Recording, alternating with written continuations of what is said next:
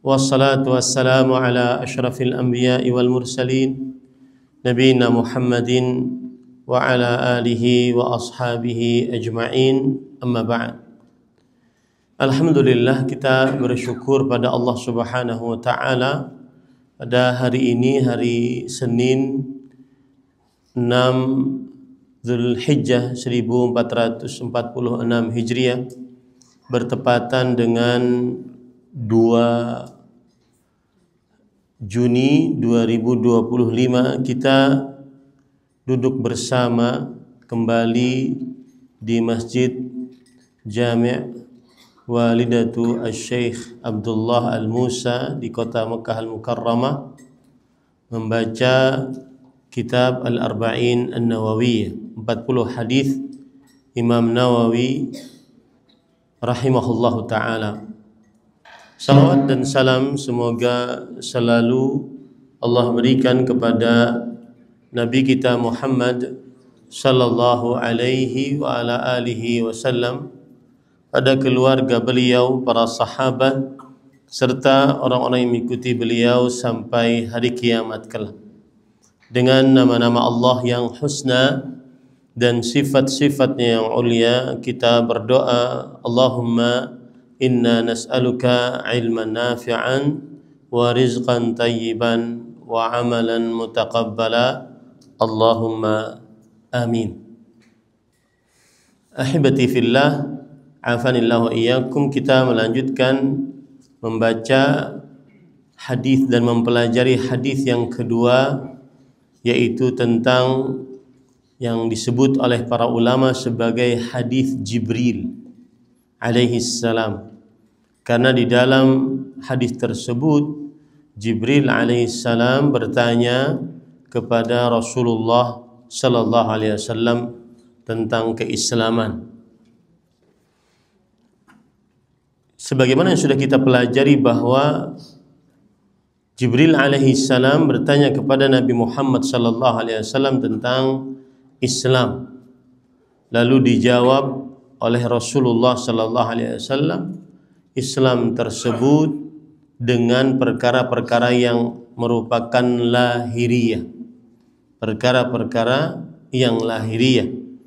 Dan pada pertemuan sebelumnya kita sudah mempelajari perkara lahiriah yang pertama dan paling utama yang merupakan pondasi dasar seorang muslim adalah asyhadu an la ilaha illallah wa asyhadu anna Muhammadan Rasulullah. Kita sudah sebutkan bahwa syahadat la ilaha illallah maknanya adalah la ma'buda bihaqqin illallah. Tidak ada zat yang diibadahi dengan hak kecuali Allah Subhanahu wa ta'ala. Dan kita sudah sebutkan bahwa itulah makna yang benar, karena makna yang lain keliru. Seperti orang memaknai tidak ada Tuhan selain Allah, maka harus ada tambahan kata yang apa? Yang hak, yang benar selain Allah, karena banyak Tuhan-Tuhan selain Allah Subhanahu wa ta'ala. Kemudian ada orang juga mengartikan dengan tidak ada pencipta selain Allah. Maka ini betul tidak ada pencipta selain Allah, tetapi kurang, karena tidak membedakan antara kita umat Nabi Muhammad sallallahu alaihi wasallam yang mengikhlaskan ibadah hanya kepada Allah dengan orang-orang musyrik Quraisy yang mereka juga meyakini bahwa tidak ada pencipta selain Allah Subhanahu wa ta'ala. Kemudian pada pertemuan sebelumnya kita sudah juga membahas bahwa kalimat la ilaha illallah ada 2 rukun. Rukun yang pertama, rukun apa? Nafyu, peniadaan, meniadakan zat yang diibadahi yang paling berhak selain Allah. Tidak ada zat yang paling diibadahi, yang paling berhak diibadahi selain Allah Subhanahu wa ta'ala. Kemudian yang kedua rukun al-itsbat, yaitu penetapan, menetapkan hanya Allah Subhanahu wa taala zat yang paling berhak untuk diibadahi. Kemudian kita masuk kepada dan kalimat la ilaha illallah ini disebut juga oleh para ulama sebagai kalimat ikhlas. Kalimat ikhlas. Kalimat la ilaha illallah disebut juga oleh para ulama sebagai kalimat ikhlas. Disebut juga oleh para ulama kalimat tauhid. Jadi jangan heran kalau ada orang mengucapkan kalimat tauhid berarti la ilaha illallah. Kalimat ikhlas berarti la ilaha illallah. Baik. Sekarang kita kepada syahadat yang kedua, yaitu asyhadu anna Muhammadan Rasulullah.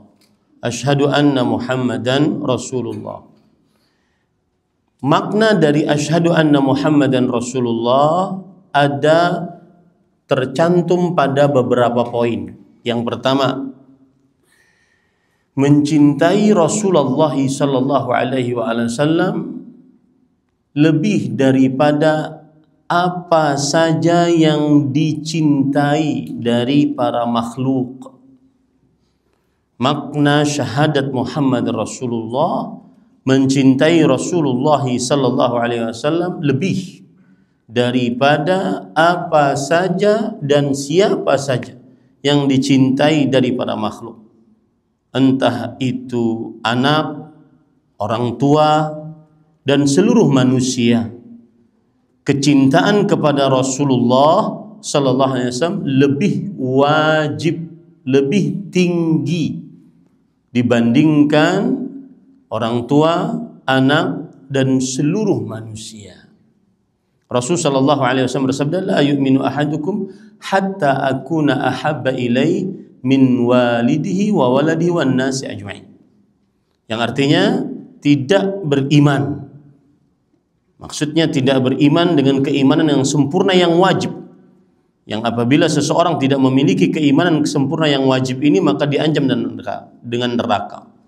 Tidak beriman salah seorang diantarkan sampai aku, yaitu Rasulullah sallallahu alaihi wasallam, lebih ia cintai dibandingkan orang tuanya, anaknya, dan seluruh manusia. Kenapa disebutkan orang tua dan anak? Karena di dunia ini tidak ada yang lebih paling dicintai oleh seorang manusia kecuali orang tua dan anak dan istri. Maka itu semua wajib kalah rasa cintanya dibandingkan cinta kepada Rasulullah SAW. Itu adalah makna syahadat yang pertama. Makna syahadat yang kedua adalah an yuta'a fi kulli ma ya'muru bih. Mentaati apa saja yang diperintah oleh Rasulullah sallallahu alaihi wa ala alihi wasallam. Apa saja yang diperintahkan oleh Rasul sallallahu alaihi wasallam, jika Anda bersyahadat asyhadu anna Muhammadan Rasulullah, maka taatilah. Sesuai dengan hawa nafsu, tidak sesuai dengan hawa nafsu, sesuai dengan kebiasaan orang banyak, tidak sesuai dengan kebiasaan orang banyak, sesuai dengan akal, logika kita pada saat itu, atau tidak sesuai dengan akal, sesuai dengan ilmu pengetahuan yang didapat sekarang ini, atau tidak sesuai menurut ilmu pengetahuan tersebut. Ketika sudah ada Rasulullah sallallahu alaihi wasallam memerintahkan, maka taatlah. Karena itu makna syahadat asyhadu anna Muhammadan Rasulullah. Kemudian yang ketiga, maknanya adalah yuntaha an kulli ma naha an. Menjauhi setiap apa saja yang dilarang oleh Rasulullah sallallahu alaihi wa ala alihi wasallam. Menjauhi setiap apa saja yang dilarang oleh Rasulullah sallallahu alaihi wasallam. Apa saja, baik larangan-larangan yang berkaitan dengan halal haram, berkaitan dengan haram, berkaitan dengan dosa-dosa kecil, dosa-dosa besar, berkaitan dengan hawa nafsu, sesuai atau tidak sesuai dengan hawa nafsu. Apabila itu terlarang, jauhilah. Karena kita bersyahadat asyhadu anna Muhammadan Rasulullah. Dan di sini saya ingin mengingatkan, melanggar larangan Rasulullah sallallahu alaihi wasallam dengan keyakinan bahwa beliau adalah Rasulullah, tapi saya langgar karena hawa nafsu, karena lingkungan, itu lebih ringan dibandingkan dia melanggar larangan Rasul sallallahu alaihi wasallam dalam keadaan dia menentang syariat Rasulullah sallallahu alaihi wasallam. Perhatikan, itu dua hal yang berbeda. Melanggar larangan Rasul sallallahu alaihi wasallam karena hawa nafsu, lingkungan dan seterusnya, dia mengaku berdosa, tapi saya terjebak di dalam hawa nafsu, saya terjebak dengan kawan-kawan, tidak bisa menolak. Ini lebih ringan dibandingkan dia melanggar tapi ada perasaan di dalam kalbunya, saya menentang Rasulullah SAW. Paham maksud saya? Beda dua hal tersebut. Dua-duanya melanggar, dua-duanya perempuan buka aurat, tapi ada yang satu dia buka aurat karena saya perlu, Ustaz, saya menafkahi ibu saya menafkahi adik-adik saya, maka saya harus bersafar dengan dandanan, dengan minyak wangi, dengan membuka aurat. Maka ini pelanggaran, oke. Tetapi ada jenis pelanggaran yang lebih besar, yaitu dia melanggar larangan Rasulullah SAW, tetapi di dalam kalbunya dia menentang syariat Rasulullah SAW. Ini lebih besar pelanggarannya. Yang keempat adalah antusaddaq akhbaruhu kulluha, yaitu mempercayai kabar-kabar yang datang dari Rasulullah sallallahu alaihi wa ala alihi wasallam. Mempercayai kabar apa saja yang telah terjadi, yang akan terjadi, bagaimana terjadinya, jikalau terjadi dikabarkan oleh Rasul sallallahu alaihi wasallam, percayailah. Apa saja kabar-kabar tentang nabi-nabi terdahulu, kisah-kisah orang terdahulu, atau kabar-kabar yang akan datang tentang kiamat, tanda-tanda kiamat besar, tanda-tanda kiamat kecil, terjadi pertumpahan darah yang sangat besar di akhir zaman, adanya Ya'juj Ma'juj, adanya api yang mengawal manusia sampai ke negeri Syam, dan seterusnya. Harus dipercayai. Ya, kabar-kabar tersebut harus dipercayai. Kemudian pada ikhwan yang dirahmati oleh Allah, yang kelima, an yu'badallahu tibqan lima ja'a bihi minal haqqi wal huda. Beribadah kepada Allah mencontoh Rasulullah sallallahu alaihi wasallam. Ini makna syahadat anna Muhammadan Rasulullah sallallahu alaihi wa ala alihi wasallam. Dan Bapak Ibu saudara-saudari yang dimuliakan oleh Allah Subhanahu wa taala, dua kalimat syahadat ini mutalaziman. Catat itu baik-baik. Dua kalimat syahadat ini adalah saling berkaitan satu dengan yang lainnya, saling terikat satu dengan yang lainnya. Tidak bisa orang ikhlas aja tanpa asyhadu anna Muhammadan Rasulullah. Tidak bisa orang sesuai dengan sunnah saja asyhadu anna Muhammadan Rasulullah tanpa la ilaha illallah, tanpa ikhlas. Ya, dua-duanya harus berkaitan dengan satu dengan yang lainnya. Setiap ibadah yang kita kerjakan harus ikhlas dan harus sesuai dengan petunjuk Rasulullah sallallahu alaihi wa ala alihi wasallam. Jadi dua kalimat syahadat ini bahasa Arabnya mutalazimatan, yaitu dua kalimat yang saling berkaitan satu dengan yang lainnya. Kemudian Bapak Ibu saudara-saudari yang dimuliakan oleh Allah Subhanahu wa taala, apabila ada orang masuk dalam agama Islam, maka wajib mengucapkan dua kalimat syahadat ini. Dan jika dia sudah mengucapkan dua kalimat syahadat ini, memahami maknanya, maka dia dinyatakan masuk dalam agama Islam. Tetapi boleh orang kalau masuk dari agama lain kepada agama Islam, dia boleh menambahkan dengan ucapan begini: Asyhadu an la ilaha illallah wa asyhadu anna Muhammadan Rasulullah wa asyhadu anna Isa abdullahi wa rasuluh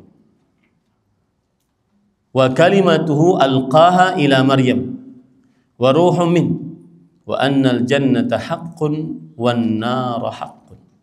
Yang artinya, aku bersyahadat bahwa la ilaha illallah, tidak ada Tuhan yang berhak diibadahi selain Allah, dan aku bersyahadat bahwa Muhammad adalah Rasulullah, dan aku bersyahadat bahwa Isa bin Maryam adalah hamba Allah dan Rasulnya.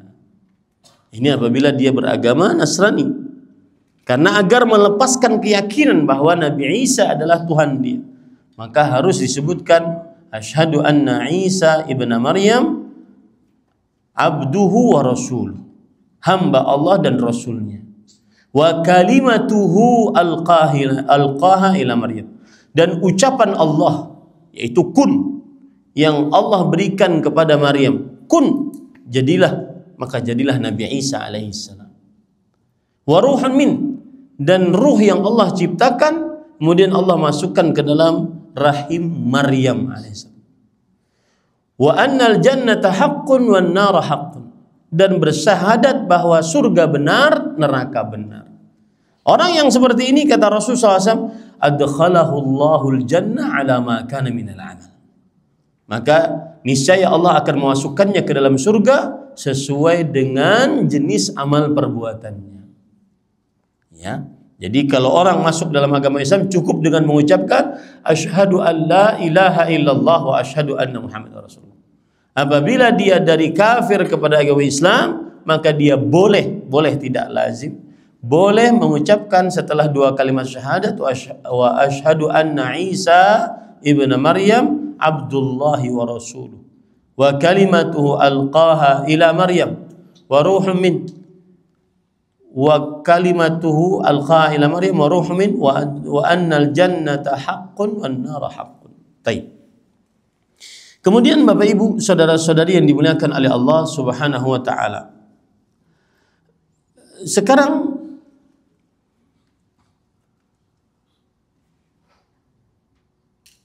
Rasul sallallahu alaihi wasallam kemudian bersabda, lanjutannya adalah engkau mendirikan sholat. Engkau mendirikan sholat. Lihat kata-kata mendirikan. Mendirikan ada dua makna. Ini penting di dalam perihal sholat. Mendirikan maksudnya adalah mengerjakannya dengan memperhatikan rukun dan kewajiban serta syarat-syaratnya. Mengerjakannya dengan memperhatikan rukun dan kewajiban serta syarat-syaratnya. Ini arti kata mendirikan. Jadi memperhatikan rukun sholat seperti membaca Al-Fatihah, berdiri menghadap kiblat, ruku, sujud, ya, itu semua adalah rukun sholat. Takbiratul ihram, itu semua adalah rukun. Salam, rukun sholat. Memperhatikan rukun dan kewajiban serta syarat-syarat sahnya sholat. Ini namanya mendirikan. Termasuk di dalamnya adalah memperhatikan waktu sholat. Nah, ini termasuk daripada memperhatikan syarat sahnya sholat. Jangan bermudah-mudah mengerjakan sholat di luar waktu. Kenapa? Karena waktu sholat adalah akadu syurutis salah, syarat sholat yang paling ditekankan. Makanya saya berpesan nih, terutama di kota-kota besar yang kadang keluar sebelum maghrib, pulang isya, belum sempat sholat maghrib. Betul apa betul? Ya. Maka jangan bermudah-mudah menjamak sholat. Jangan bermudah-mudah menjamak sholat. Kenapa? Karena Allah Subhanahu wa taala berfirman, "Innas salata kanat 'alal mu'minina kitaban mauquta." Sesungguhnya salat diwajibkan atas orang-orang yang beriman pada waktu yang telah ditentukan. Surah An-Nisa ayat 103. Ayat ini memberikan pelajaran bahwa waktu salat adalah akadu syurutis salah. Waktu salat adalah syarat yang paling ditekankan di dalam sholat. Tidak boleh sholat di sebelum waktunya dan tidak boleh sholat di luar waktunya. Ya. Dan Allah Subhanahu wa taala berfirman di dalam Al-Qur'an, "Fawailun lil musallin alladzina hum an salatihim sahun." Neraka wail bagi orang-orang yang sholat, yang lalai dari sholatnya. Wail adalah neraka yang apabila gunung dimasukkan meleleh. Wail adalah neraka yang apabila gunung dimasukkan meleleh. Berarti neraka tersebut sangat apa? Panas.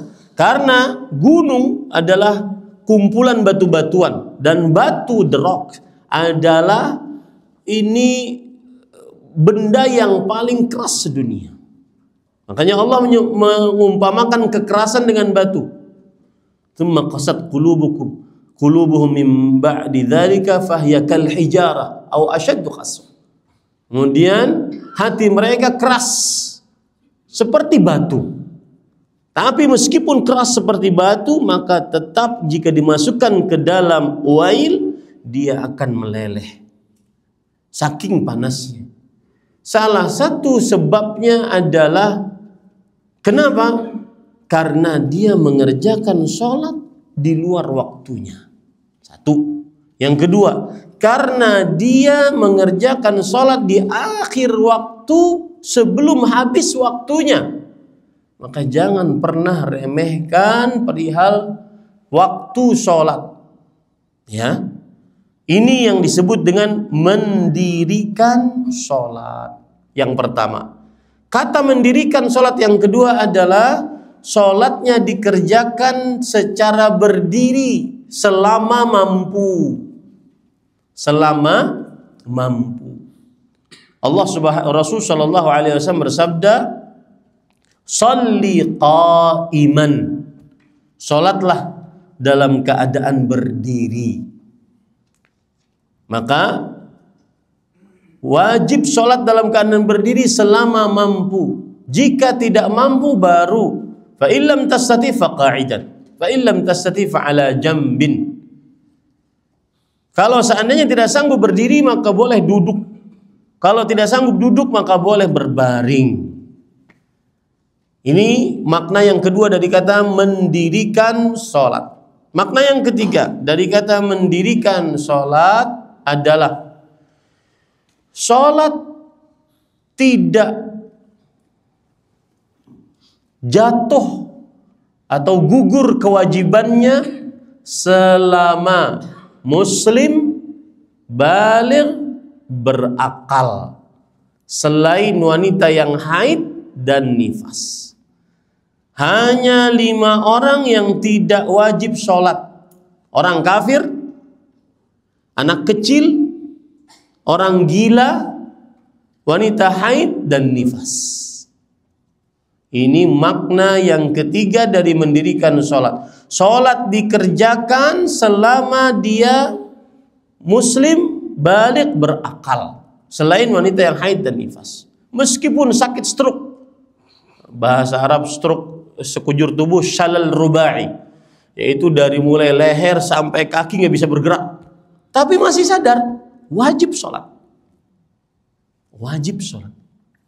Ya, mau dia di atas, di lautan, di daratan, di udara, mau di dalam pesawat, di luar pesawat jatuh ya. Ya, mau dia pakai kereta, pakai kapal, wajib sholat. Nggak ada alasan untuk tidak sholat. Dari sini kita ambil pelajaran bahwa apabila ada yang menyatakan kalau sudah sampai derajat tertentu dia libur sholatnya karena sudah sampai derajat, ini tidak benar. Kenapa? Karena Allah berfirman, wa'bud rabbaka hatta ya'tiyakal yaqin. Beribadahlah kepada Rabbmu sampai datang keyakinan. Dan ibadah paling agung setelah dua kalimat syahadat adalah sholat. Ya, adalah sholat.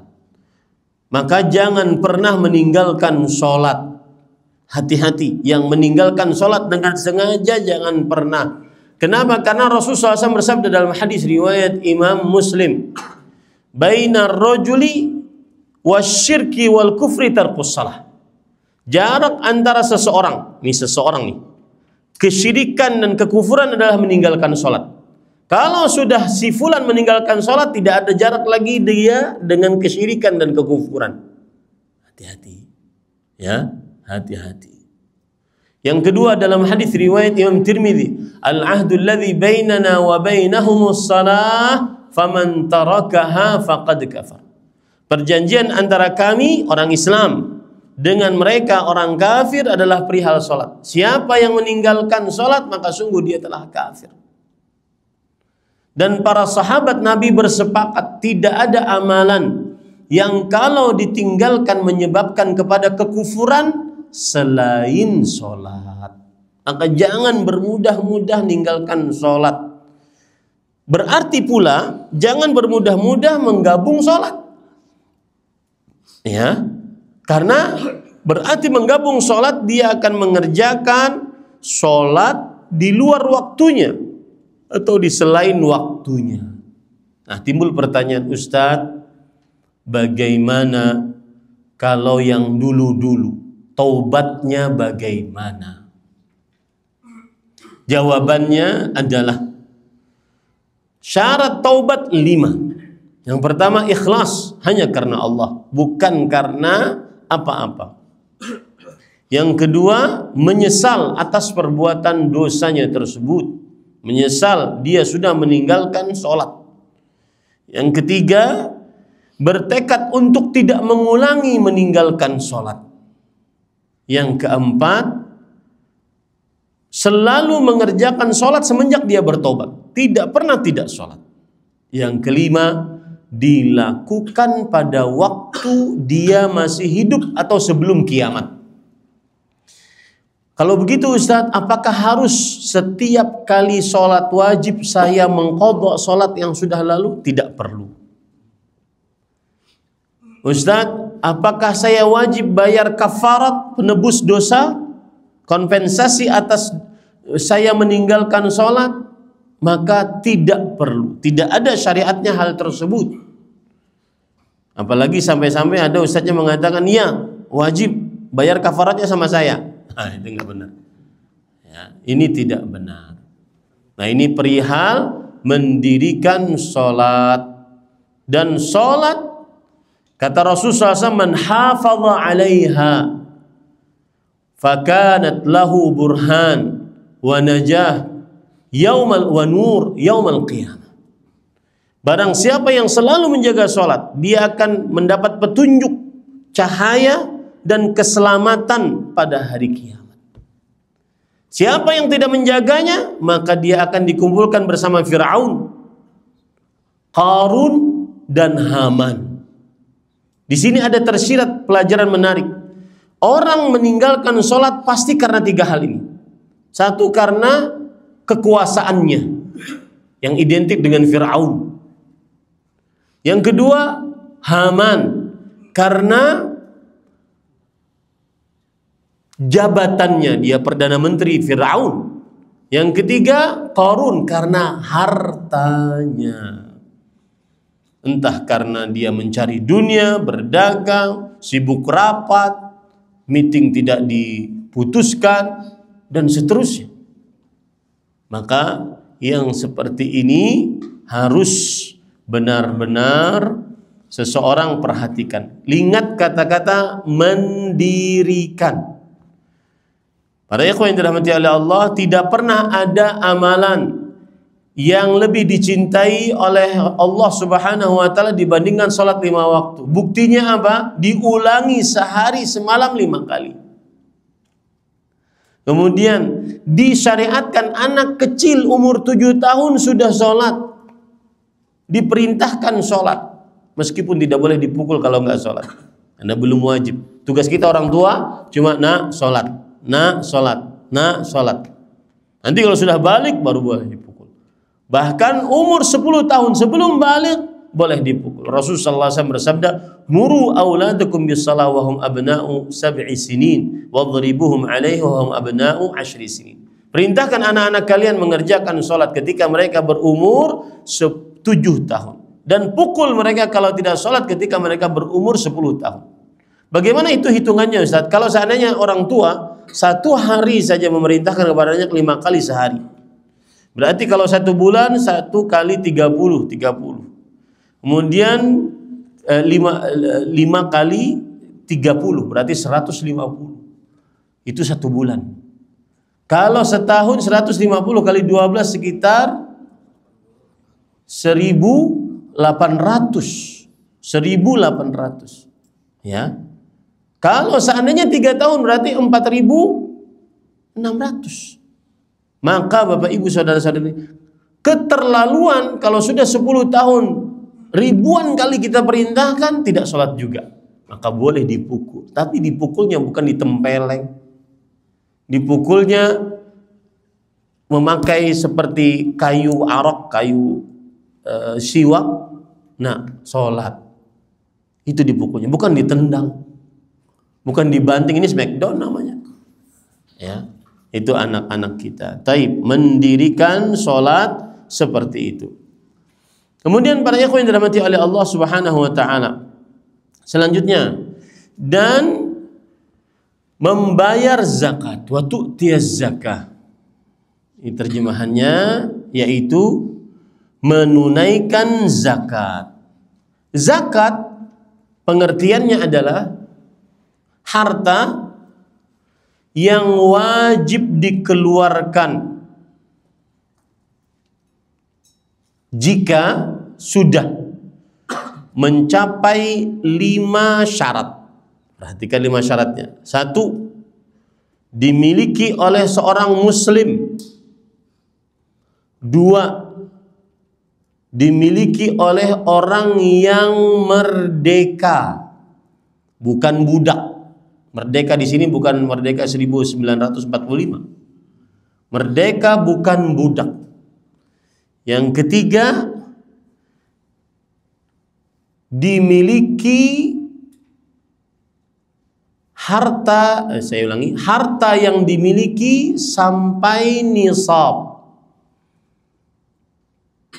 yaitu batas terendah yang ditentukan oleh syariat Islam untuk dikeluarkan zakat. Harta yang dimiliki sampai nisab. Yang keempat,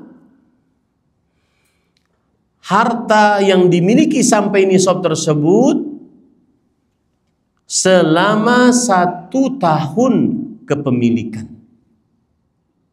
atau yang disebut dengan 1 haul, 1 tahun kepemilikan.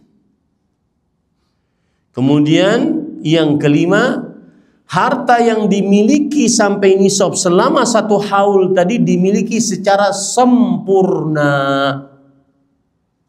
Secara sempurna. Kalau orang paham 5 syarat ini, dia tidak akan bingung perkara zakat. Ya, yang pertama tadi apa? Pengertian zakat adalah harta yang dikeluarkan, harta wajib yang dikeluarkan apabila dia seorang muslim. Berarti selain Islam tidak wajib zakat. Yang kedua, merdeka. Berarti budak tidak wajib zakat. Di sini tidak disebutkan baligh atau berakal. Baligh atau berakal. Berarti anak yatim yang ditinggal mati oleh bapaknya dan memiliki warisan, maka anak itu meskipun belum baligh tetap wajib mengeluarkan zakat. Karena ukurannya adalah Islam, kemudian setelah itu merdeka saja. Adapun baligh tidak ada syaratnya. Berarti anak kecil yang punya harta yang banyak tetap wajib zakat. Kemudian yang ketiga, harta yang dimiliki harus sampai nisab. Nah, ini kalau kita belajar zakat lebih dalam, sampai nisab seperti zakat harta misalkan, maka emasnya harus sampai kepada 85 gram emas. 85 gram emas. Dan peraknya 595 gram perak. Emasnya 24 karat. Peraknya perak murni. Ya. Apabila seseorang sudah sampai harta tersebut, maka berarti dia sudah sampai nisab.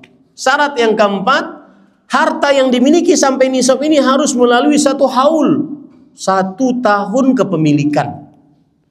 Misalkan sekarang bulan Dzulhijjah, 1 Dzulhijjah 1445 yang lalu, dan saya berharap dihitungnya pakai tanggal Hijriyah.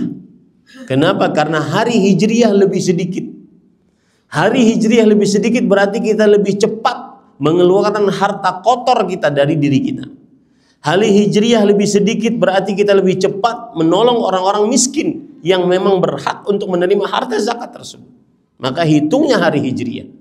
1 Dzulhijjah 1445 tahun lalu kita memiliki harta sampai nisab.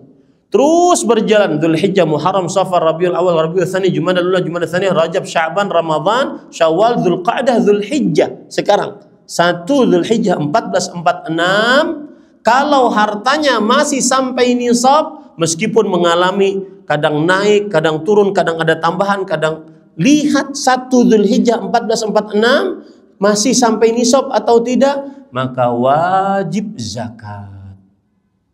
Itu yang disebut dengan 1 haul. Syarat yang keempat. Ya, di sini menjawab pertanyaan apakah wajib zakat profesi atau tidak. Ketika dia tidak sampai 1 haul, maka tidak wajib zakat. Harta yang wajib dizakati hanya ketika 1 haul. Kemudian juga di sini menjawab pertanyaan, Ustadz, harta saya nggak nambah karena saya nggak kerja lagi. Saya pernah kejadian begini, ada yang kerja di Arab Saudi, kemudian setelah itu dia, dan ini bukan dari negeri kita, Ustadz saya akan pulang ke negeri saya. Habis itu saya tidak akan kerja, saya hanya mengandalkan uang saya ini saja yang hasil dari kerja. Saya akan bercocok tanam, kemudian mengurus orang tua saya. Apakah wajib tetap zakat setiap tahun kalau harta saya setiap tahun tetap sampai nisab? Jawabannya iya. Selama sampai nisab tetap wajib zakat. Emas ibu-ibu yang ibu pakai selama sampai nisab setiap tahunnya tetap wajib dizakati. Berarti Ustaz rugi? Enggak akan rugi. Karena ketika sudah tidak sampai nisab, maka apa? Tidak wajib zakat. Paham ya? Ini syarat-syarat ini penting untuk dipahami. Syarat yang keempat tadi apa? 1 haul. 1 haul tadi hitungannya seperti itu.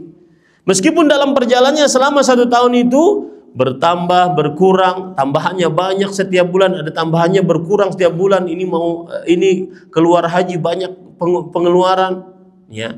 Maka lihat kapan Bapak Ibu menentukan 1 haul. Terserah. Ya. Biasanya ada sebagian orang di bulan Sya'ban. Kalau ulama salaf terdahulu mengeluarkan zakat malah di bulan Sya'ban. Kenapa? Agar kaum muslimin di bulan Ramadan tidak ada yang minta-minta. Semuanya terpenuhi. Ada lagi sebagian kaum muslimin yang berzakatnya di 10 hari terakhir bulan Ramadan. Silakan, tidak ada hitungan. Yang penting kapan sampai nisab, maka pada saat itu dia keluarkan zakatnya. Kalau sudah melalui 1 haul. Syarat yang kelima apa tadi? Dimiliki secara sempurna. Apa maksudnya? Maksudnya adalah harta yang dimiliki tersebut memang dia miliki maksimal, bukan sebagai piutang. Ini pertanyaan sering bisa, dengan ini kita bisa jawab pertanyaan. Ustadz, harta saya berbentuk piutang. Banyak harta saya piutang semua. Saya hutangkan ke orang lain. Apakah itu dihitung zakat juga? Islam itu agama yang realistis. Kalau seandainya yang berhutang kira-kira, nih kok nggak ada angin-anginnya nih, ya ketemu biasa aja, ya paling banter pakai kata password, afwan akhi, mohon maaf wahai saudaraku, password orang berhutang, afwan akhi, ya. Dan sedikit menyinggung tentang hutang, saya punya buku, nanti saya bagikan ya PDF-nya, dan saya nulis buku, saya tidak pernah jual. Karena saya didedikasikan untuk kaum muslimin, insya Allah nanti dibagikan ke Bang Zul, dibagikan kepada kawan-kawan. Ada buku saya dengan judul Terhina Karena Hutang. Maka jangan main-main dengan hutang. Orang mungkin ahli ibadah, akan tetapi ketika dia berhutang benar-benar sengsara di dunia sebelum akhirat. Para ulama mengatakan ad-dain dhullun bin nahar wa hamun bil lail. Hutang itu terhina di siang hari. Kenapa? Karena kalau pengajian begini nggak bisa hadir dia. Ada yang menghutang di depan dia. Wahamun bil lail, dan gelisah di malam hari. Nggak bisa karena besok ditelepon orang. Jangan main-main dengan hutang. Ya, Bapak Ibu, saudara-saudari yang dimuliakan Allah Subhanahu wa taala. Taib, dan beberapa perempuan, para istri curhat gara-gara suaminya sering berhutang ratusan juta, Ustaz. Itu pun juga masih ingin poligami, Ustaz. Ini ceritanya gimana ceritanya ini? Ya, sudah hutang banyak ingin poligami. Nafkahi dulu yang satu, muliakan semulia-mulianya. Maka Bapak Ibu hati-hati dengan hutang, jangan sampai berhutang. Ya. Taib. Ibu-ibu yang suaminya bermasalah jangan ya. Nanti urusannya nanti sama Ustaz Rizal mungkin nanti. Baik, Bapak Ibu, saudara-saudari, kemudian itulah 5 syarat zakat harta. Kalau sudah terkumpul itu wajib untuk mengeluarkan zakat.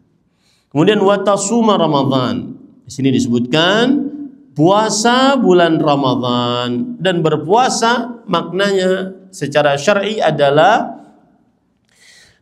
al-imsak anil mufattirat min tulu'il fajri tsani ila ghurubi syams ta'abbudan lillahi ta'ala. Menahan makan, minum, dan segala yang membatalkan puasa dari mulai terbit fajar kedua sampai terbenam matahari. Dikerjakan itu di dalam bulan Ramadan.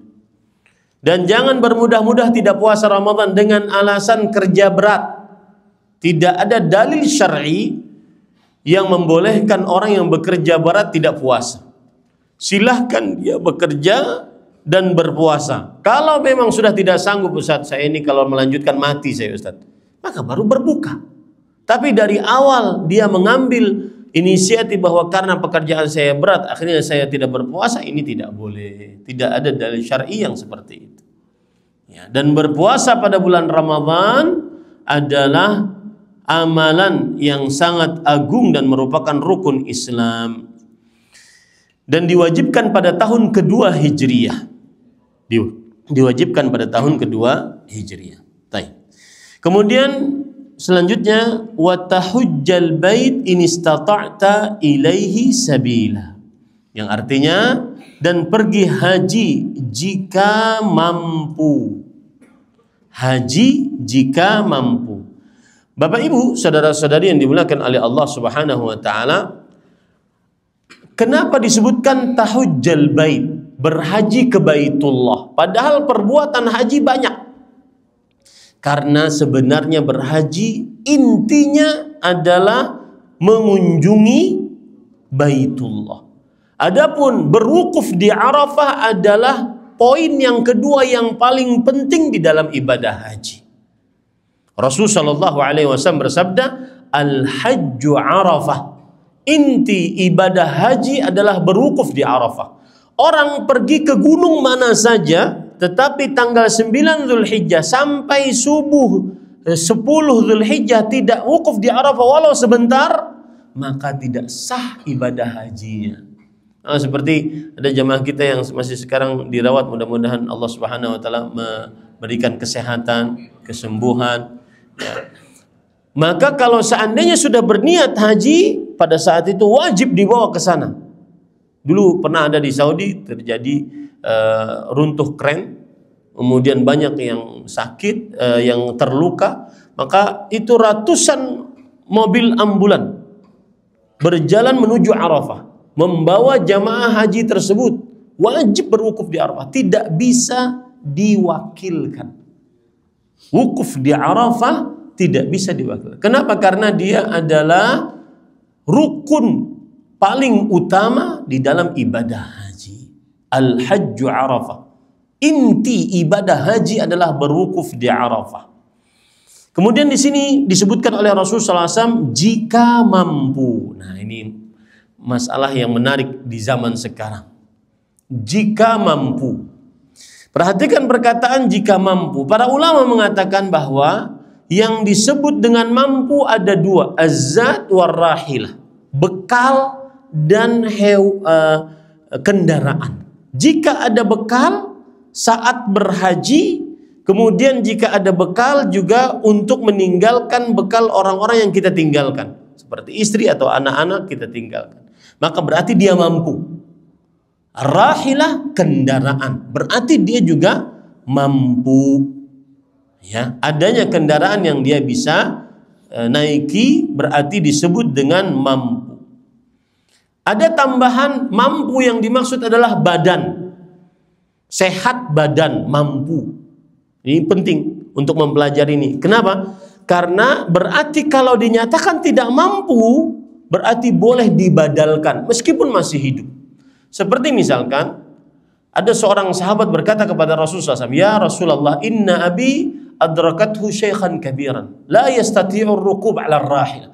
Wahai Rasulullah sallallahu alaihi wasallam, bapakku sangat tua renta, tidak sanggup untuk duduk di atas onta atau kendaraan. Enggak sanggup lagi sudah. Maka afa ahujju'an, bolehkah aku berhaji atasnya? Masih hidup, belum meninggal. Kata Rasulullah SAW, hujja anhu wa'tamir, hajikan atasnya dan berumrohlah atasnya. Ini menunjukkan bahwa badal haji bisa dilakukan untuk orang yang sudah meninggal dan untuk orang yang masih hidup yang sudah tidak mampu. Karena salah satu pengertian mampu adalah sehat badan. Jadi mampu itu ada tiga, ada melalui perkataan para ulama, di antaranya Imam Asy-Syafi'i rahimahullah. Yang pertama adalah bekal, yang kedua adalah kendaraan, yang ketiga adalah sehat badan. Ya, sehat badan. Ada intermezzo menarik di sini tentang tawakal. Ketika Allah berfirman di dalam Al-Quran, wa tazawwadu fa inna khairaz zadit taqwa, dan berbekallah kalian, sesungguhnya sebaik-baik bekal adalah ketakwaan. Surat Al-Baqarah ayat 197. Saya ingin sedikit berbicara tentang tawakal. Ayat ini Al-Baqarah 197, pelajaran menarik kepada kita tentang tawakal. Tawakal itu apa sih? Tawakal itu adalah sidqu i'timadil qalbi 'ala Allah. Benarnya sandaran hati kepada Allah wahdah, semata. Bersandarnya kalbu kepada Allah dengan sebenar-benarnya, hanya kepada Allah, untuk mendapatkan kebaikan atau dijauhkan dari keburukan. Itulah tawakal. Nah, ada orang-orang Arab dari Yaman, diceritakan oleh Abdullah bin Abbas, ahli tafsir dengan si sahabat. Ada orang-orang Yaman ketika musim haji, mereka mengatakan tazawwadu. Dikatakan kepada mereka, ayo berbekal, kalian ambil bekal. Kata mereka, nahnul mutawakkilun. Enggak, tidak perlu bekal, kita bertawakal kepada Allah. Fa idza qadimu Makkah sa'alun nas. Ternyata sampai Mekah mereka jadi tukang minta-minta. Nah, ini namanya bukan bertawakal. Ini namanya bukan bertawakal, tetapi ini namanya tawakul. Tawakul itu bahasa Indonesianya modal nekat, modal dengkul, modal pasrah. Nggak boleh. Dan tawakal pengertiannya bukan seperti itu. Bayangkan Nabi Muhammad SAW, Sayyidul Mutawakkilin, pemimpinnya orang-orang bertawakal. Ketika peperangan Uhud, beliau zahara baina dir'ain. Beliau memakai 2 lapis baju perang. Apakah beliau kurang tawakalnya? Tidak, bertawakal. Maka bertawakal tidak menafikan, tidak menghilangkan mengambil sebab. Catat itu baik-baik. Tawakal tidak menafikan mengambil sebab. Ustadz, saya berobat. Saya tidak mau berobat. Saya nggak mau ke dokter. Tawakal aja sama Allah. Boleh tidak? Jawabannya tidak layak seorang muslim begitu. Karena Rasulullah SAW bersabda, tadawau ya ibadallah, fa inna Allah ma anzala da'an illa wa lahu dawa. Berdoalah wahai hamba Allah. Berobatlah wahai hamba Allah. Sesungguhnya Allah tidak menurunkan penyakit kecuali bersamanya obatnya. Maka berobat termasuk yang disyariatkan.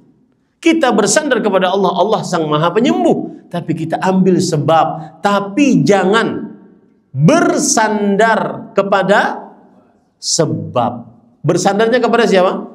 Allah subhanahu wa ta'ala. Ya. Ini Bapak Ibu, saudara-saudari yang dimuliakan oleh Allah subhanahu wa ta'ala. Taib. Kemudian setelah itu, lihat bukunya, kemudian dia berkata, Anda benar. Jadi yang bertanya tadi mengatakan Anda benar. Sesudah dia bertanya, dia malah membenarkan jawaban. Aturan yang bertanya kan tidak tahu, tetapi dia membenarkan jawaban. Kami semua, yaitu para sahabat, heran. Dia yang bertanya, dia pula yang membenarkan. Nah, di sini timbul rasa penasaran para sahabat Nabi radhiyallahu anhu. Kemudian dia bertanya lagi, beritahukan aku tentang iman. Lalu beliau bersabda, engkau beriman kepada Allah, malaikat-malaikatnya, kitab-kitabnya, rasulnya, dan hari akhir, dan engkau beriman kepada takdir yang baik maupun yang buruk. Di sini Rasulullah SAW menyebutkan iman dengan amalan-amalan batin, kepercayaan. Kalau Islam amalan lahiriah, kalau iman amalan batiniyah. Itu bedanya Islam dan iman. Islam amalan lahiriah, iman amalan qalbu, kepercayaan. Ya. Islam amalan qalbu dan kepercayaan. Dan tidak sah Islam seseorang tanpa iman. Tidak sah iman seseorang tanpa Islam. Contoh misalkan, oh saya beriman tapi nggak sholat, sah tidak? Tidak. Saya beriman tapi nggak puasa Ramadan, nggak sah imannya. Harus iman kolbunya dan harus melaksanakan lahiriah. Ya. Contoh yang lain lagi, saya beriman tapi saya tidak percaya asyhadu anna Muhammadan Rasul. Saya bertauhid, tapi saya tidak percaya asyhadu anna Muhammadan Rasul. Nabi saya tetap Nabi Isa. Ini enggak benar. Ini tidak benar imannya. Taib. Sedikit lebih mendalam tentang iman. Iman pengertiannya adalah qaulun bil lisan, mengucapkan dengan lisan. Orang yang beriman wajib mengucapkan dengan lisannya. Saya beriman kepada Allah, para malaikatnya, kitab-kitabnya, para rasulnya, hari akhir, dan kepada takdir baik dan buruknya. Yang kedua, i'tiqadun bil janan, meyakini dengan qalbu. Harus beriman, yakin dengan qalbunya. Tidak boleh dia tidak meyakini dengan qalbunya.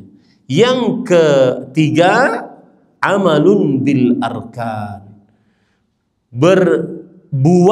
beramal dengan anggota tubuh.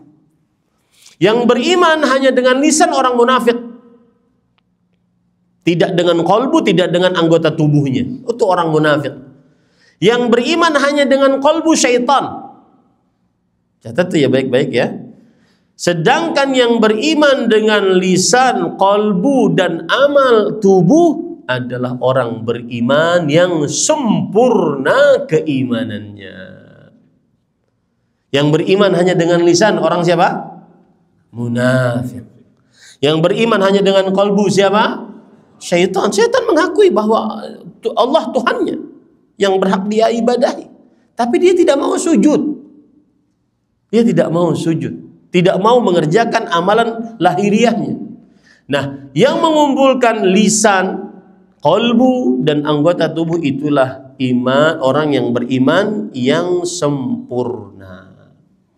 Baik, waktu habis untuk kita selesai untuk rukun iman. Insyaallah kita perdalam lagi besok pagi insyaallah taala. Masih panjang hadis yang kedua ini. Semoga yang disampaikan bermanfaat. Masuk kepada sesi pertanyaan, saya kembalikan kepada Bang Zul hafizahullah taala. Nah.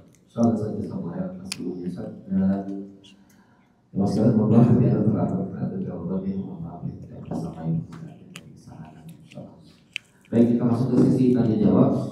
Jawab yang bertanya apa tuh? Silakan. Hadiahnya jangan lupa.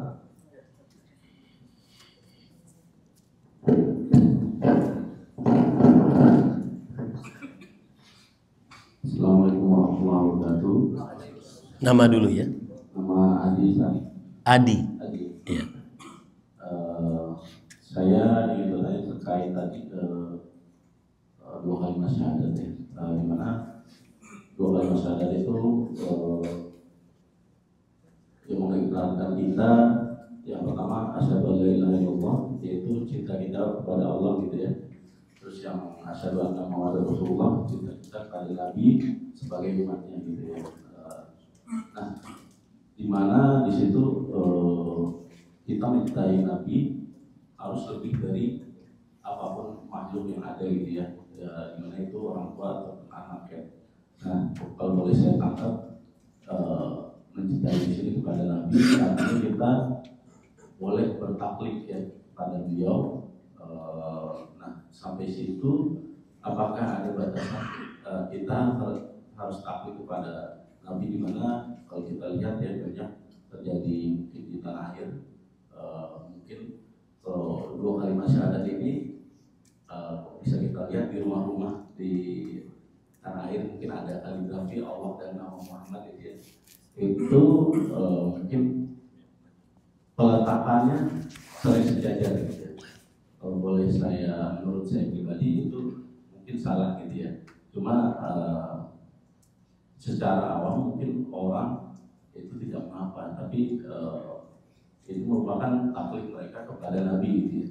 Ataupun mungkin banyak terjadi juga di Madinah ya, saat ada umat muslim yang berziarah justru berdoa menghadap makam Nabi ataupun salat menghadap makam Nabi. Nah, sampai situ mohon dijelaskan apakah ada batasan taklid kita itu harus sampai mana, ataupun karena kalau tidak ada batasan menurut yang saya pahami itu akan mengarah kepada kesyirikan. Bismillah, walhamdulillah. Kita sebutkan tadi bahwa makna dari bersyahadat asyhadu anna Muhammadan Rasulullah adalah mencintai Rasulullah sallallahu alaihi wasallam lebih daripada siapapun dan apapun dari makhluk. Taib, sepakat ini kita karena berdasarkan hadis Rasul sallallahu alaihi wasallam yang saya sebutkan tadi. Nah, sekarang prakteknya, kalaupun kita mencintai Nabi Muhammad SAW lebih daripada seluruh makhluk, apakah kaligrafi yang ada di masjid, yang ada di rumah itu boleh sejajar antara lafaz jalalah Allah dengan lafaz Muhammad sallallahu alaihi wasallam? Jawabannya adalah sebenarnya asal hukumnya kalau ingin meletakkan juga, maka lebih tinggi Allah dibandingkan Nabi Muhammad SAW. Dan itu tidak mengurangi cinta kita kepada Rasulullah SAW. Satu. Yang kedua, apakah seorang muslim saat berziarah kubur kepada kuburan Rasul sallallahu alaihi wasallam yang harus dia lakukan? Jawabannya adalah mengucapkan salam. Assalamu alayka ya Rasulullah wa rahmatullahi wa barakatuh. Kemudian boleh setelah itu memuji Rasulullah sallallahu alaihi wasallam atau bersalawat atas Rasulullah sallallahu alaihi wasallam. Adapun berdoa, saya beri contoh ya. Ini misalkan kuburan Rasul sallallahu alaihi wasallam. Kemudian kita kan ke sini. Maka di sini adalah membelakangi kiblat karena kiblat kita sebelah sana. Maka jikalaupun ingin berdoa, berdoalah menghadap kiblat kepada kiblat yang sudah ditentukan oleh Allah Subhanahu wa taala. Ya, kalau ingin berdoa setelah berziarah kubur, berdoalah menghadap kepada kiblat.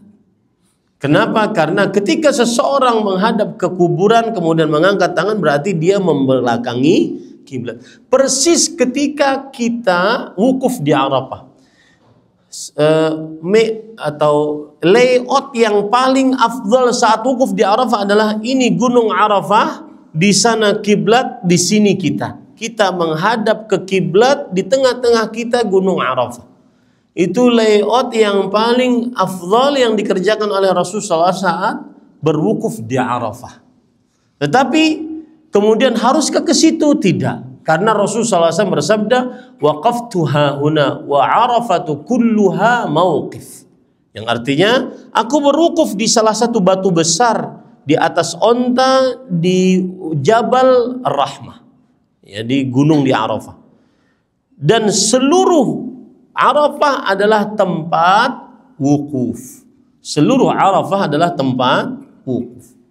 Nah, ini Bapak Ibu Saudara. Jadi, kalau ingin berdoa, berdoalah menghadap kiblat karena Rasul sallallahu alaihi wasallam beliau senantiasa jika berdoa menghadap kiblat. Jadi tidak ada pertentangan antara kecintaan kita yang mutlak kepada makhluk yaitu Rasul sallallahu alaihi wasallam paling tinggi, kemudian kita tidak boleh berdoa kepada selain Allah Subhanahu wa taala dan berdoa kepada Allah Subhanahu wa taala dalam keadaan menghadap kiblat. Bukan berarti kalau cinta Rasulullah SAW kemudian menghalalkan segala cara, akhirnya hal-hal yang bertentangan dengan akidah seorang muslim dilakukan. Bisa dimaklumi ya? Baik. Ada lagi? Insyaallah. Dari ibu ada? Ya, ibu. Ibu. Ada. Oh, ada ibu. Ada, silakan. Oke.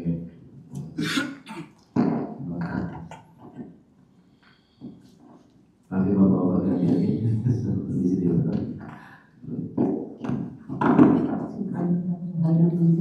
Assalamualaikum warahmatullahi wabarakatuh. Waalaikumsalam warahmatullahi wabarakatuh. Nah, ini terkait bahasan Ustaz tadi mengenai Allah dan Rasulnya harus kita cintai melebihi apapun di dunia ini. Dan juga terkait dengan hadis Rasulullah SAW yang mengatakan bahwa harta dan anak adalah ujian. Ya. Yang ingin saya tanyakan adalah bagaimana caranya agar anak-anak kita ini selamat di dunia dan akhirat dan tidak menjadi ujian buat kita. Dan juga bagaimana caranya agar Allah tidak cemburu dengan kasih sayang kita kepada anak-anak karena ya yang ibu nggak mungkin hamba kita yang anak-anak itu Ustaz. Ya. Ada ayat Al-Quran surah At-Taghabun ayat 15. Perhatikan ayatnya, innama amwalukum wa auladukum fitnah wallahu indahu ajrun 'azim. Perhatikan ayat ini baik-baik. Sesungguhnya harta kalian, anak kalian adalah ujian bagi kalian. Apa yang dimaksud dengan bahwa harta dan anak adalah ujian? Bahkan di awal ayat yang ke-15-nya Allah mengatakan, ya ayyuhalladzina amanu inna min azwajikum wa auladikum aduwwan lakum fahdharuhum. Wahai orang beriman, sesungguhnya istri dan anak-anak kalian adalah musuh bagi kalian, hati-hati. Maka jawabannya adalah, mengapa disebut ujian? Mengapa anak disebut sebagai musuh? Imam Ibnu Katsir menafsirkan, annahu yultaha bihi 'anil 'amal salih. Kapan mencintai anak itu tercela? Itu jawabannya. Jawabannya adalah ketika melalaikan dari amal saleh. Dengan dalih cinta anak, lalai sholat. Dengan dalih cinta anak, memberikan kepada anak hal yang melalaikan anak, hal yang mengeluarkan anak dari fitrahnya. Dan ingat, seluruh orang tua ada kewajiban di atas pundaknya. Apa itu? Dan kewajiban ini sebagaimana dikatakan oleh Ustaz Abu Aisyah hafizahullah, kewajiban ini tidak pernah berpindah kepada orang lain. Selama Anda hidup, kewajiban ini ada di pundak Anda. Apa itu? Menjaga fitrah sang anak, jangan sampai berubah. Apa fitrahnya? Di atas tauhid dan ketaatan.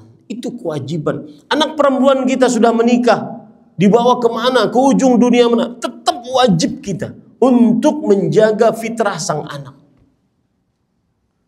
Ya, ada sebagian orang tua yang sudah menikahkan anak perempuannya, alhamdulillah sudah selesai tanggung jawab saya. Enggak. Masih ada tanggung jawab menjaga fitrahnya sang anak. Fitrah itu apa? Selalu di atas akidah yang benar dan taat kepada Allah, tidak bermaksiat. Maka hati-hati, makna dari kita mencintai Allah dan Rasulnya, dan kemudian dibandingkan dengan cinta seorang orang tua kepada anaknya, bagaimana nih menggabungkannya? Jawabannya adalah cinta kepada anak, cinta seorang ibu kepada anak jangan sampai melalaikan dari apa tadi? Amal saleh, baik untuk orang tuanya, sang ibu dan sang ayah, ataupun untuk sang anak. Jangan sampai seperti itu.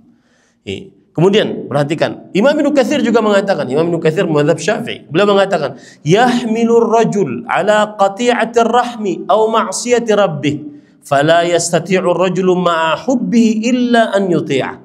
Kata beliau, termasuk yang dimaksud anak dan istri adalah ujian. Gara-gara anak, seseorang akhirnya memutuskan hubungan rahim dengan saudaranya, saudarinya. Saya punya adik, gara-gara anak saya putus dengan adik-adik saya, rahimnya. Nah, ini namanya anak adalah ujian. Ini namanya mencintai anak lebih daripada mencintai Allah dan Rasulnya. Atau gara-gara cintanya kepada anak, dia akhirnya bermaksiat kepada Allah Subhanahu wa ta'ala. Nah, ini tidak boleh yang seperti itu. Yang dimaksud ibu, kita cinta kepada Allah dan Rasulnya lebih daripada makhluk apapun. Tapi kita kan sebagai orang tua harus cinta kepada anak, Ustaz. Bagaimana ini mengkondisikannya? Jawabannya tadi, cinta kepada anak tidak boleh dalam rangka sampai apa tadi? Melalaikan dari amal saleh. Contohnya memutus hubungan rahim atau bermaksiat kepada Allah Subhanahu wa ta'ala. Saya beri contoh. Orang tua keluar sebelum maghrib. Kemudian, dan ini perhatikan ya Bapak Ibu saudara, inna auladakum min kasbikum. Anak-anak kita itu hasil usaha kita, Pak. Dia berbuat dosa, kita pasti kecipratan di akhirat kelak. Hasil usaha kita mereka itu.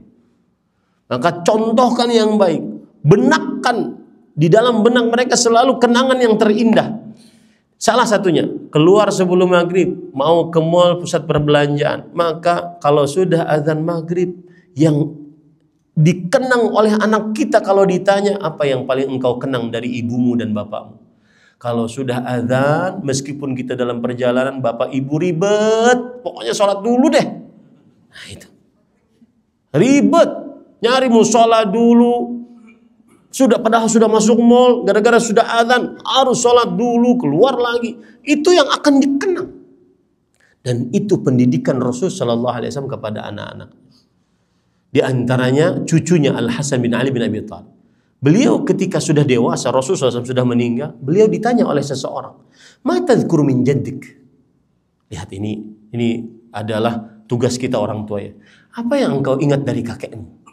Otomatis kalau seandainya saya sekarang ditanya, ya, saya ditanya, ibu saya meninggal rahimahullah, apa yang engkau paling ingat dari mamamu? Maka saya akan katakan, mama ahli ibadah. Ahli duduk di atas sejadah, terutama antara maghrib dan isya. Itu yang saya paling kenang dari mama saya. Al-Hasan bin Ali bin Abi Thalib juga demikian. Apa yang kau ingat dari kakekmu? Beliau akan bercerita tentang sesuatu yang paling beliau kenang. Apa itu? Yaitu suatu saat saya makan dari harta zakat, padahal keluarga Nabi tidak boleh makan harta zakat. Maka kemudian Rasulullah SAW mengatakan, alqiha, keluarkan.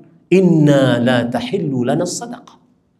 Tidak halal bagi keluarga Nabi Muhammad SAW untuk makan harta zakat, harta sedekah.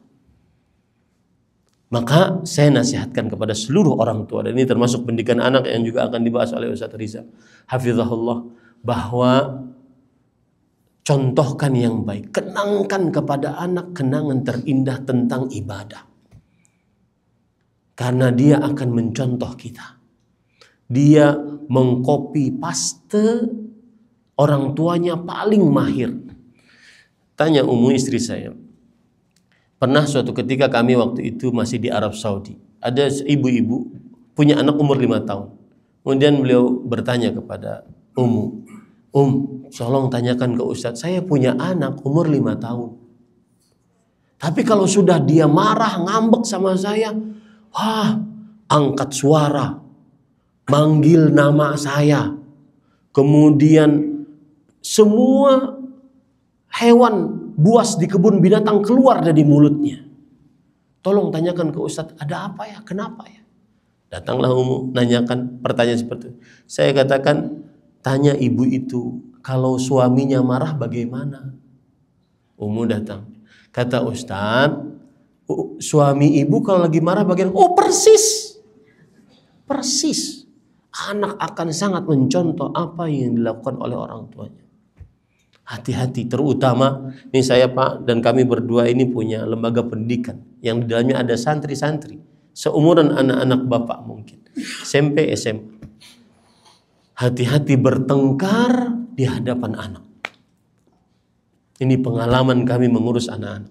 Kadang-kadang habis subuh dia tidak ngantuk, cuma dia diam, pandangannya kosong, bingung dia. Anak seperti ini nggak boleh dimarahin. Seperti ini dirangkul. Ada apa nak? Kenapa? Saya ingat bapak ibu ketika sebelum pergi pulang ke pesantren, mereka berdua bertengkar. Itu sangat berpengaruh terhadap jiwa sang anak, mental sang anak. Belum lagi saat liburan bapak, dia tidak pernah ketemu dengan bapaknya. Tidak pernah ngobrol asyik dengan bapaknya. Yang disebut dengan kasus zaman sekarang fatherless. Hati-hati Bapak Ibu saudara-saudari, waktu habis. Ya, sudah selesai waktunya, mudah-mudahan bermanfaat. Ya, ini polisi kita berat ini. Jangan dilawan. Askar. Tarik ya haj. Demikian, semoga yang disampaikan bermanfaat. Tapi memang kalau berbicara tentang pendidikan anak, kehidupan rumah tangga, ya perlu, harus intinya harus sabar dan harus minta pertolongan yang banyak kepada Allah Subhanahu wa taala. Subhanakallah bihamdik, asyhadu an la ilaha illa anta, astaghfiruka wa atubu ilaik. Wassalamualaikum warahmatullahi wabarakatuh.